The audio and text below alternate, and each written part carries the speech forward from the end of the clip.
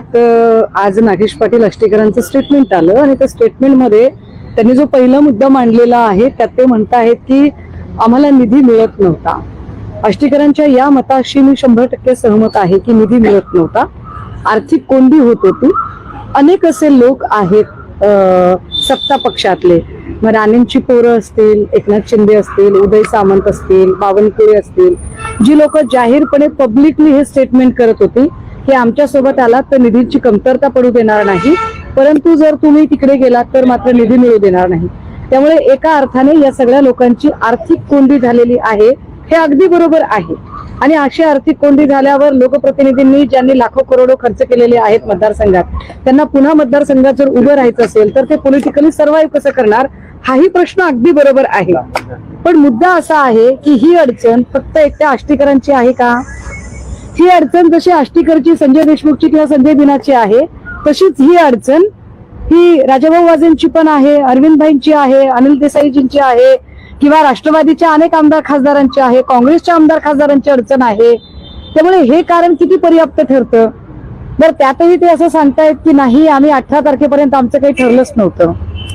का खोटं बोलतायत ही सगळी माणसं? म्हणजे तुम्ही फार हिंदुत्ववादी आहात, अगदी आष्टीकर सुद्धा, आष्टीकरच्या ज्या भूमीमध्ये राहतात ते 12 ज्योतिर्लिंगापैकी एक पवित्र ज्योतिर्लिंग औंढा नागनाथाचं आहे. खरंच त्या औंढा नागनाथाला स्मरून तुम्हाला असं वाटतंय का? कारण 23 किंवा 24 मार्चला तुमची पहिली बैठक ही दिल्लीत झालेली होती. त्या बैठकीत तुमच्या जेवणावळी झाल्या होत्या. तुमच्या बैठकीला कोण कोण उपस्थित होतं?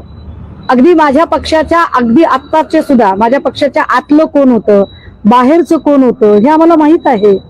10 तारखेला एनडीएची जी बैठक झाली हॉटेल ताज मानसिंगला, ती बैठक संपल्यानंतर पुन्हा एकदा तुमच्या 6 लोकांची बैठक झालेली आहे.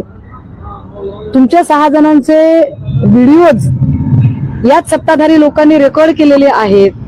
तुम्ही फार इकडे तिकडे जरा जरी चुळबुळ केली तर हे व्हिडिओ कधीही बाहेर निघू शकतील. अगदी डॉक्टर श्रीकांत शिंदे किंवा हे सगळे लोक, हे सगळ्या लोकांकडे तुमचे फुटेज आहेत. म्हणजे तुम्ही इतकेही काही सहज समजायचं काही कारण नाही. त्यामुळे आष्टीकरांनी आत्ता दिलेली जी कारणं आहेत ती अतिशय तकलादू आहेत.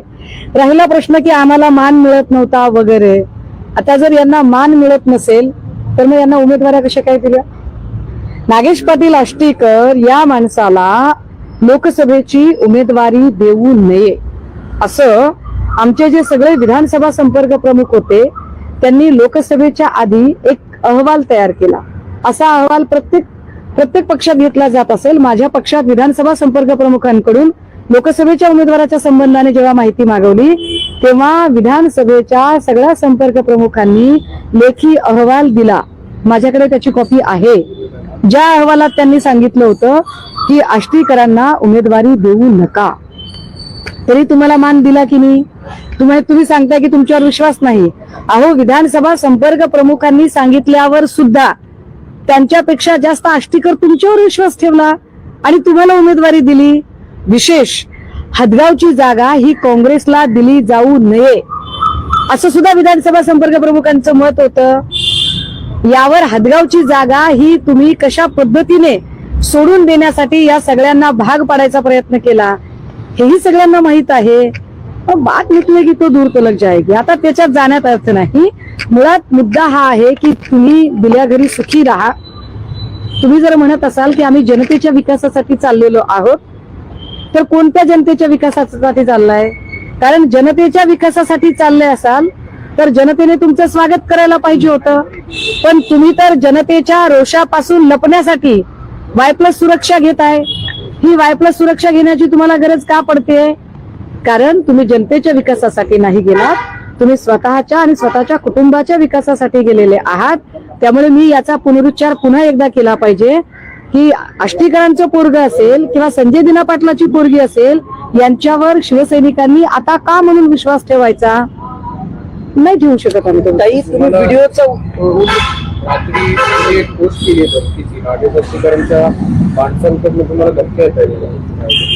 नाही, या धमक्यांचा मी काही फार विचार करत नाही. त्यावर माझ्या आधी माझ्या कार्यकर्त्यांनी, शिवसैनिकांनी त्याची ऑनलाईन पोलीस कंप्लेंट सुद्धा दाखल केलेली आहे.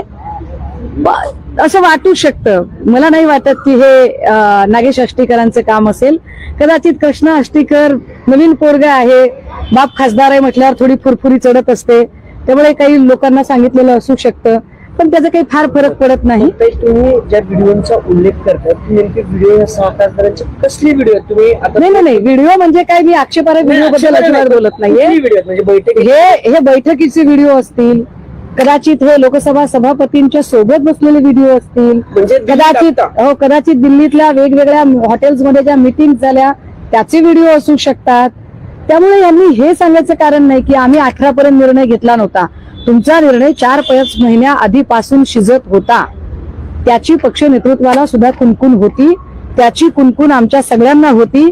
पण आम्हाला असं वाटत होतं की तुमचा आतला आवाज तुम्हाला कदाचित असं करू देणार नाही. तुमचा इनर कॉन्शियस, एक पक्ष संघटना म्हणजे आपली आई असते, तर त्या पक्ष संघटनेच्या संबंधाने तुम्ही जरा विचार कराल असं आम्हाला वाटत होतं. पण तरी सुद्धा जर तुम्हाला आता जायचंय, विकासासाठी जायचंय, तर विकासासाठी ज्यांच्या सोबत जायचं आहे त्यांच्या चिन्हावर तुम्ही निवडून या. तुम्ही या चिन्हावर निवडून आलात, तुम्ही तो राजीनामा द्या, पोटनिवडणूक होऊ द्या, आणि मग बघा लोक तुम्हाला कोणत्या जागेवर बघतात ते. तुमच्यात खरंच हिंमत असेल, ज्यांना वाटतं तुमच्यात हिंमत असेल, तर तुम्ही राजीनामे द्या, पोटनिवडणूक लागू द्या आणि परत उभे राहा. पक्ष विषय काढला असं म्हणतात की नाही आम्ही ठाकरेंसोबतच, बापाला तिकडे पाठवायचं. नाही, याला काही अर्थ नाही. याला काय अर्थ? याला अर्थ नाही. आम्ही आमच्या पक्षप्रमुखांकडे सुद्धा आमचं म्हणणं स्पष्टपणे मांडलेलं आहे की राजोल पटेल असेल किंवा हे कृष्णा आष्टीकर किंवा अजून कोणी असतील, या लोकांवर आमचा अजिबात विश्वास नाही. त्यामुळे या लोकांकडून आम्हाला अपेक्षाच नाहीयेत. त्यामुळे कृपया आमच्या डोळ्यात कुणी धुळफेक करायचा प्रयत्न करू नये. अगदी आज मला वाटतंय मातोश्रीवर राजोल पटेल वगैरे पोहोचलेल्या होत्या, पण आमचा विश्वासच नाहीये या लोकांवर. कारण ज्यांच्या बापाला संघटनेने एवढं दिलं, जर ते हे सगळं करू शकतात तर त्यांची पोरं आमच्या सोबत राहतील याची आम्ही अपेक्षा काय करावी? पण ताई तुम्ही पक्ष नेतृत्वाचा विषय काढला, पक्ष नेतृत्वाचा विषय काढला, खासदार पिताच्या विरोधात ते जाऊन आंदोलन करणार का? अहो, ते आंदोलन करणार का? मी नुसतं एवढं म्हटलं की ठीक आहे, मी माझा शब्द मागे घेते, तुम्ही चला एक आंदोलन करा खासदारांच्या विरोधात. तर याची रिएक्शन म्हणून काय केलं त्यांनी? आंदोलन केलं नाही, सुषमा अंधाराला जिवे मारायच्या धमक्या देण्यापर्यंत त्यांची मजल गेली. तर यावरून कळतं की ह्या लोकांवर आमचा विश्वास नाही. ही सगळी जी खासदारांची पोरं आहेत, या पोरांनी म्हणजे आम्ही या भ्रमात राहण्याचं कारण नाही की आमच्या सोबत आहे. तर तुम्ही पक्ष नेतृत्वाचा विषय काढलाय, पण तुमचं पक्ष नेतृत्व हळवं आहे असं बोललं जाते. कारण स्वतः आदित्य ठाकरेंचं विधान आहे आज की ज्यांनी पक्ष सोडलाय किंवा ज्यांनी पक्ष सोडण्याचा प्रयत्न केला त्यांच्यावर कारवाई होणार. पण उद्धव साहेबांचं मन हळवं आहे, जर त्यांची इच्छा असेल तर ते परत पण घेतील. असं किती दिवस चुका माफ करणार आहात तुम्ही? नाही, हे जे स्टेटमेंट होतं ना, हे स्टेटमेंट विशेषतः ओमराजेंच्या साठीचं स्टेटमेंट पर्टिक्युलरली. त्याचं कारण असं आहे की ओमराजेंचं एकतर पितृछत्र हरवलेलं आहे. 20 वर्ष त्यांनी न्यायाचा लढा दिला. समहाऊ काल त्यांना त्याच्यात यश मिळालं नाही. पण त्यांचे आमचे संबंध स्नेहाचे, तणावाचे काय असेल ते असेल. पण कालच्या निकालामध्ये जे काही घडलं, अर्थात त्याला अनेक गोष्टी कारणीभूत असू शकतील. त्याला अनेक असं काही घडलेलं असेल की पुरावे असतील, साक्षीदार असतील, युक्तिवाद असेल, कुठे ना कुठे मांडणी कमी पडलेली आहे, ज्यामुळे त्या निकालामध्ये वेगळा निकाल आलेला आहे. पण काहीही असलं तरी ओमराजेंच्या मातोश्री ज्यांनी 20 वर्ष निकालाची प्रतीक्षा केली, निश्चितपणे त्यांच्या सोबतच आमच्या सद्भावना आहेत, आमच्या संवेदना आहेत. आणि त्यामुळे काल या निकालाच्या नंतर ओमराजेंची एक उद्विग्न प्रतिक्रिया जेव्हा आली, तेव्हा ती उद्विग्नता बघून बापाचं हृदय म्हणून उद्धव साहेबांना थोडंसं गलबलून येणं स्वाभाविक आहे. पण काल फक्त ओमराजेंच्या संदर्भातच एवढं प्रेम का? तुम्ही ओमराजेंच्या संदर्भातच असं नाही चर्चा करतो, कैलास पाटील बाकीचे 5 खासदार आणि एकीकडे ओमराजे. नाही, मी आपल्याला पुन्हा एकदा दुरुस्त केलं पाहिजे. बघा, ह्या सगळ्यांमध्ये चर्चा कुणाची होते? नागेश पाटील आष्टीकर, संजय देशमुख, संजय दिना. कारण संजय दिना शेवटच्या क्षणापर्यंत खोटं बोलत राहिले. आपण सगळ्यांनी बघितलं शेवटच्या क्षणापर्यंत, मी इथंच आहे, मी बाथरूम मध्ये, मी इकडे आहे, मी तिकडे आहे, असं खोटं बोलत राहिले.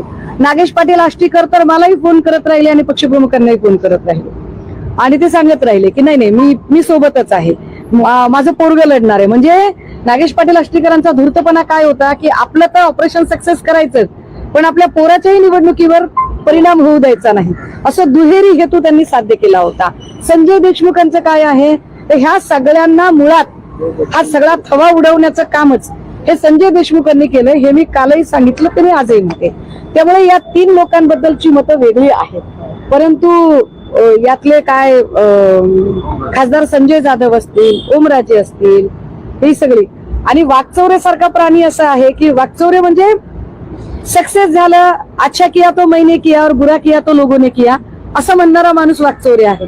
त्यामुळे वाकचौरेची स्वतःची अशी कुठलीच क्रेडिबिलिटी, विश्वासार्हता असं काहीच नाहीये. ओमराजे मेळावा घेतले 4 वाजता धाराशिव मध्ये.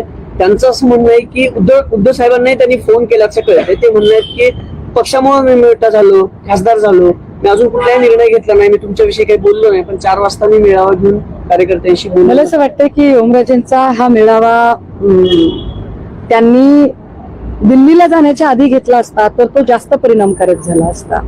म्हणजे तो खऱ्या अर्थाने मतदारसंघाला मान दिल्यासारखं झालं असतं की मी तुम्हाला विचारात घेतोय, तुमचं म्हणणं समजून घेणार आहे आणि मग जाणार आहे.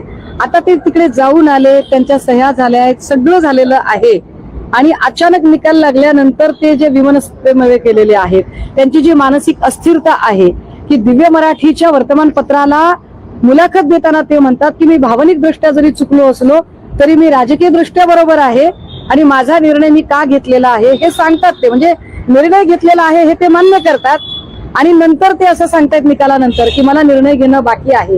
ही मानसिक अस्थिरता आहे. या सगळ्यातनं असं गृहीत धरूया की उद्याला ओमराजेंनी असं ठरवलं की मला परत यायचं आहे. ज्या लोकांनी एवढ्या अनाभाका शपथा घेऊन सुद्धा एवढे क्रूरतेने वागलेले आहेत ते लोक ओमराजेंना सहजासहजी परत फिरू देतील का? ओमराजेंचा आतला आवाज कितीही उफाळून म्हणाला की मी चूक करतोय, मी विश्वासघात करतोय, मी वडिलांसमान ज्यांनी प्रेम दिलं त्या उद्धव साहेबांना मी धोका देतोय, असं त्यांना कितीही त्यांच्या आतल्या आवाजाने सांगितलं तरी सुद्धा संजय देशमुख, संजय दिना आणि आष्टीकरांच्या सारखी माणसं ओमराजेंना सत्याच्या आणि नीतिमत्तेच्या मार्गावर चालू देतील का? कारण ओमराजे सध्या एका अत्यंत वाईट अशा चक्रव्यूहामध्ये अडकलेले आहेत, जे चक्रव्यूह त्यांच्यासाठी सत्ताधाऱ्यांच्या मदतीने या 2-3 खासदारांनी आखलेलं आहे. त्यामुळे हे चक्रव्यूह भेदणं, एवढ्यातनं जर हे चक्रव्यूह ते भेदले तर बघूया, अन्यथा त्यांचा राजकीय अभिमन्यू होईल. त्यांनी ठरवायचं. समजा ते गेले आता दुपारी 4च्या मेळाव्यात त्यांनी घोषित केलं झाल्याच्या नंतर त्यांचं देखील जल्लोषात स्वागत होणार आहे त्यांच्या मतदारसंघात. आपल्याच समर्थकांकडून आपणच मतं घ्यायची, मेळाव्याचा किंवा बैठकीच्या नावाखाली आपली समर्थक लोक पुढे बसवायची, मग त्यांचे व्हिडिओ काढायचे आणि ते व्हिडिओ प्रसार. ह्या जुन्या झाल्या हो, ह्या सगळ्या जुन्या फेऱ्या झाल्या.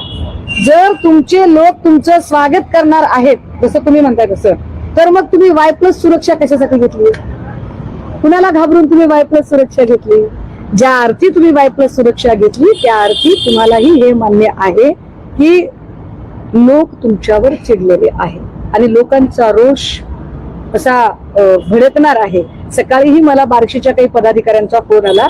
बार्शी हे जरी सोलापूर जिल्ह्यात येत असलं तरी धाराशिव लोकसभा मतदारसंघाला जोडलेला हा भाग आहे. त्यामुळे बार्शीचे पदाधिकारी म्हणत होते, ताई आम्हाला ओमराजेंनी बोलावले, आम्ही काय करावं? म्हटलं तुम्हाला जायचं असेल तर तुम्ही जा. त्यावेळेला ते चिडलेले होते की आम्ही म्हणतोय की आम्हाला जाब विचारायचा आहे जवळ, आम्ही गेलो तरी. म्हटलं बघूया आपण परिस्थिती काय आहे. ते लोक इतके चिडलेले आहेत, या सगळ्या लोकांना ते कसं शांत करणार आहेत? आणि त्यांनी यायचं ठरवलं तर हे बाकीचे जे 2-3 लोक आहेत तर त्यांना कसं परत फिरू देणार आहेत? हा चक्रव्यूह ओमराजे भेदणार कसा, हा प्रश्न. प्रश्न असा आहे ना, त्या खासदार त्यांच्या मतदारसंघातील मतदार की खासदार दोघांपैकी कोण कांबळे झाले? काय म्हणतात? मतदार कांबळे का खासदार कांबळे नेमके एक लक्षात घ्या, काही निमित्ताने काही वक्त्यांना आपण बोलावत असतो. आमच्याकडे असे साकेत गोखले आलेले आहेत, असीम सरोदे आलेले आहेत. पक्षाची मतं वेगळी असतात, पक्षाचा अजेंडा वेगळा असतो, पक्षाची विचारधारा वेगळी असते. त्यामुळे एक कोणीतरी काहीतरी मत मांडलं तर त्यावरनं मी काही कमेंट करण्याचं कारण नाही. कांबळे पण 2 स्टेज फिरून आले असं एक आरोप होतो. मी म्हटलं ना की ते व्यावसायिक वक्ते आहेत आणि त्यामुळे ते गेली 2-3 वर्ष ते वेगवेगळ्या ठिकाणी व्याख्यानं देतात. त्यामुळे त्याच्यावर काही मला फार बोलायचं दोन नाही. ते कामगार नेत्याचे नेमके कायदेशीर बाब ह्याच्यात अशी आडवी येणारी आहे ना. आता ओमराजे निंबाळकर 9 पैकी 6 खासदार घेऊन गेले. आता 6वे खासदार ओमराजे निंबाळकर जर धरले आणि त्यांना जर आता कालच्या निकालानंतर रिटर्न यायचं असेल तर त्यांना जवळपास 4 खासदार घेऊन यावं लागेल. असा एक कायदेशीर पेच. मग याला उत्तर काय? जर ओमराजे यायचं असेल तरी येऊ शकत नाहीत ना जर कायदेशीर बाब. ओमराजेंची अडचण मी म्हटलं ना की एखादी वाईट संगत असेल तर त्याचे परिणाम वाईट होतात.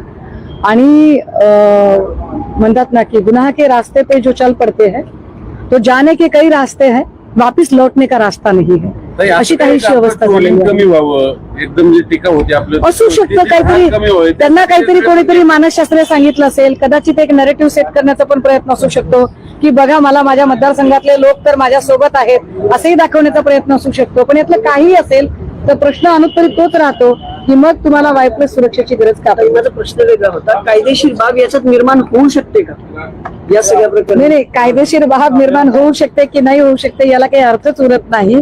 कारण काही जरी झालं तरी जे अमित शहांना हवं आहे ते होणार आहे. अमित शहा ज्या पद्धतीने सांगतील त्या पद्धतीने होणार आहे.